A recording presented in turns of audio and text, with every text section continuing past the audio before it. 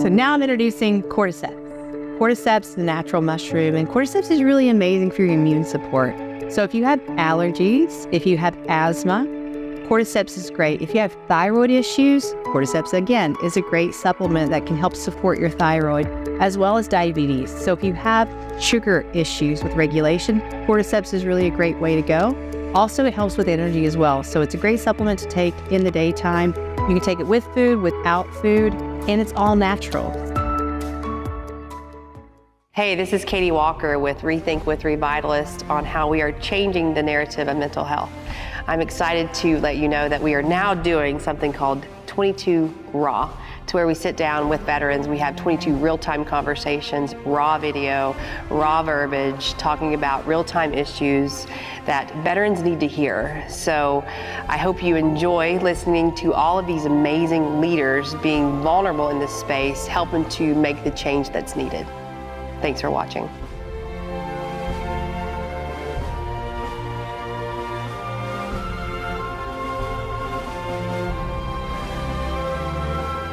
Hey, this is Kathryn Walker with Rethink with Revitalist, and I am honored here to be with retired Colonel Mr. Bill Davis, and we're talking about how we're changing the narrative of mental health with all these different strategies and leadership. So Bill, we appreciate you being here today. Thanks for having me, Katie. You know, it's a real pleasure. You'd say, hey, why is the guy that runs a youth program sitting here talking about, the mental health issues? But, our program is for kids, but it really runs through volunteers.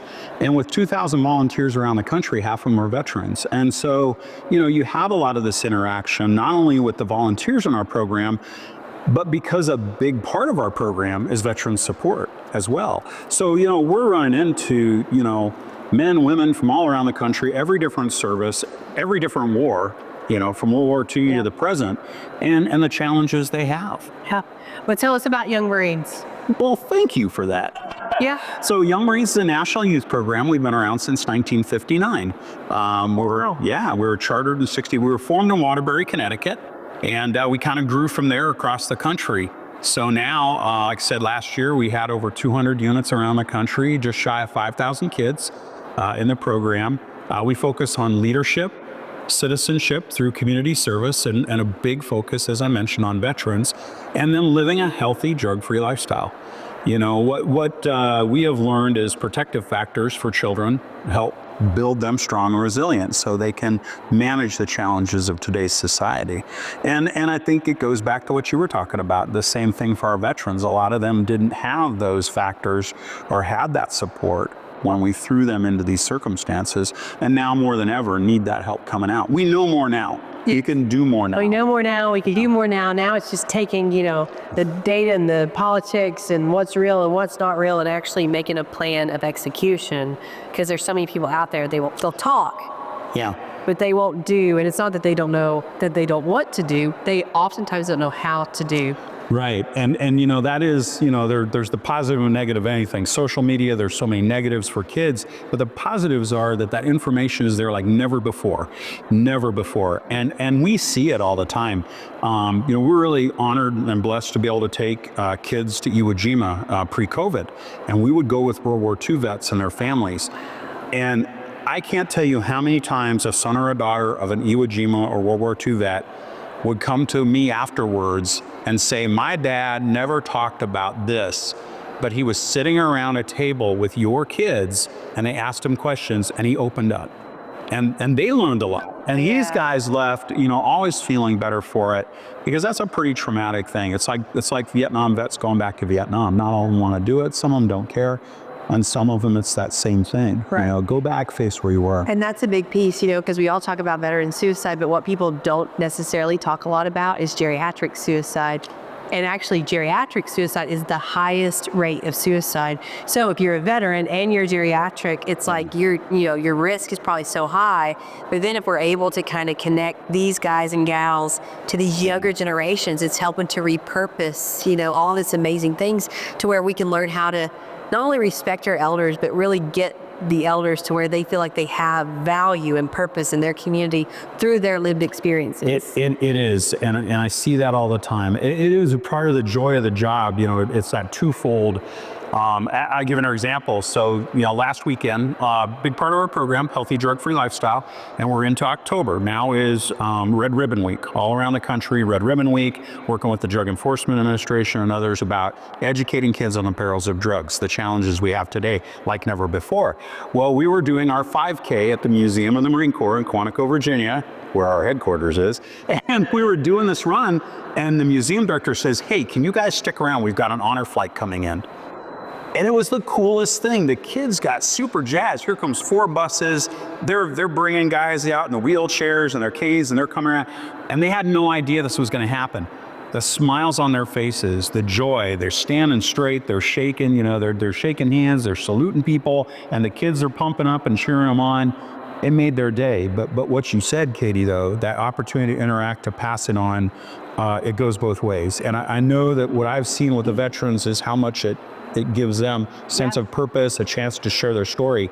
But for kids, that's lived history. Yeah. I mean, you just heard directly. I mean, I'll never forget when we had, it was a sailor that came to our Pearl Harbor ceremony.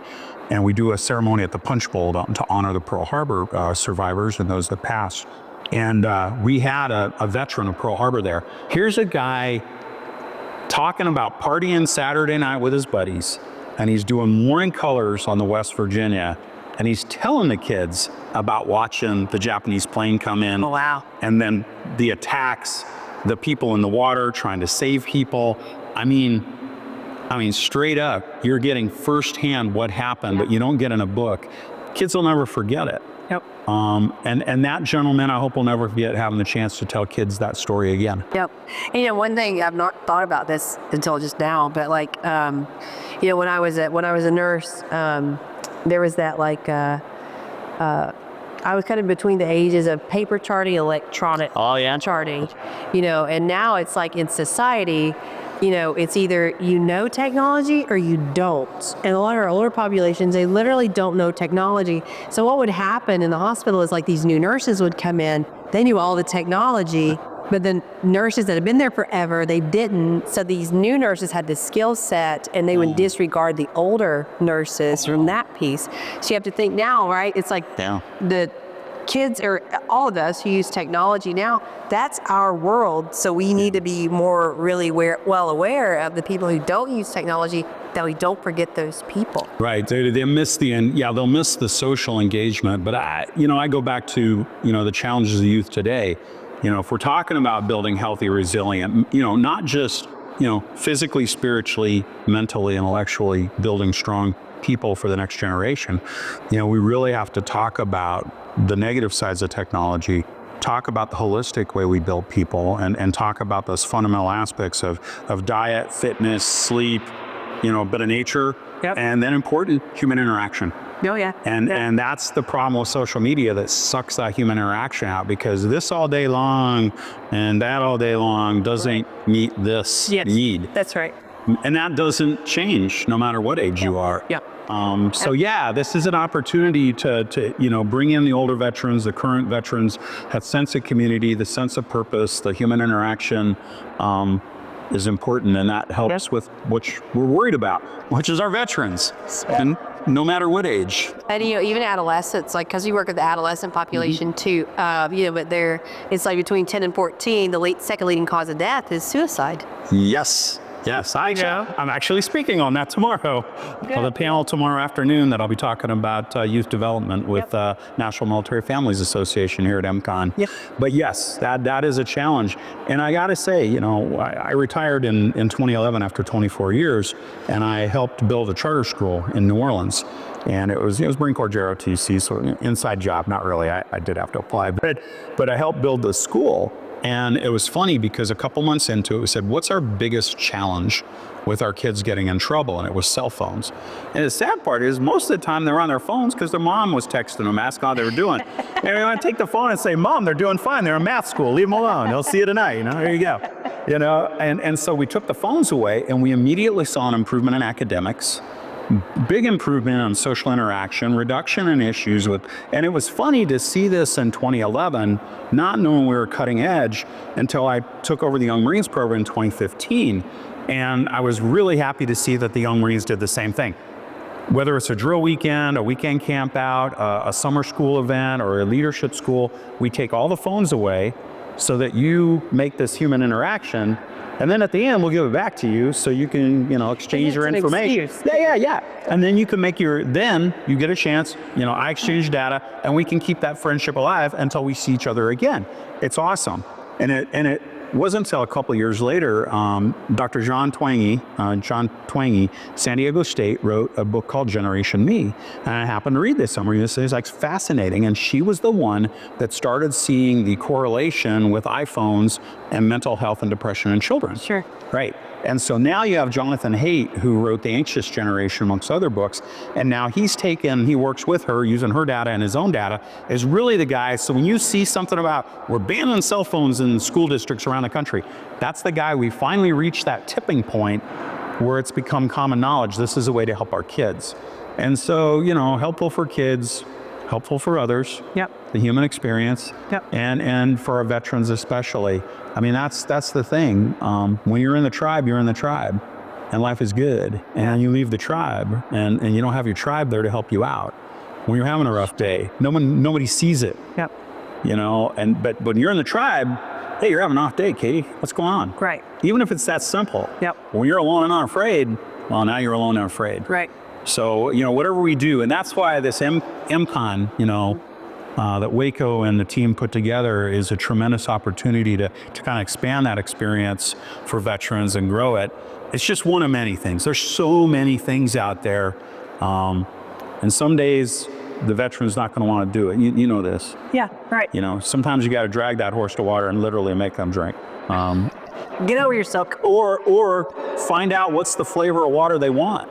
True. Because that's the cool thing out here is there's so many different organizations now that there's a little something for everyone. You'll find a new tribe or something that works for you. Right. And so, So I'm very hopeful we'll continue. Now that, we really see the issue and we really see a lot of people jumping out there to do it, I'm very hopeful and happy for veterans that there's these opportunities. Amazing. And whatever we can do to help out, youngmarines.org, if you want a purpose, come join us. So how do you, who's your audience in Young Marines? What are the ages? So boys and girls ages 8 to high school. Okay. And like I said, we're all over the country. Any of them. Mm-hmm. Yeah, and it's youngmarines.org. You can find units, find out how to start a unit, volunteer, put your kid in it, whatever. It's all there. Pretty simple. But again, that's the other thing. We have, veterans that work with our program, a sense of purpose. Yeah. And a good feel that you possibly. And you're giving them that community feel, and you're teaching them all the skill sets that we don't have yet. Oh yeah. Absolutely, we need that too. Veterans don't have that when they are military. When they get out, they don't have that. Well, and that's a great point too. Just the personal social interaction skills. Yeah. I mean, when you look at people paying $500 so they can get an etiquette class, or they're going somewhere so they can learn how to interact with people. You see these college graduates coming out, and COVID was tough, and they don't have the social skills. Teach social skills. Yeah. So I think you're saving a lot of lives. Not only as a young aspect, but 5 generations from there. That is the plan. That is the mission, Katie. Awesome. Well, thanks, Phil, for being here. Thank you so much for having me. Appreciate it. Thank you. Thank you for watching this episode. I hope that it brought you some insight and some impact into your life. For more on Revitalist, check out revitalist.com. Be sure to subscribe to this, as we are going to continue to change the narrative on mental health by bringing in a whole facet of groups in order to help address this global mental health crisis that we are all feeling. So thank you so much to the partners that were on this episode, and to get more information about them, please click on the links below.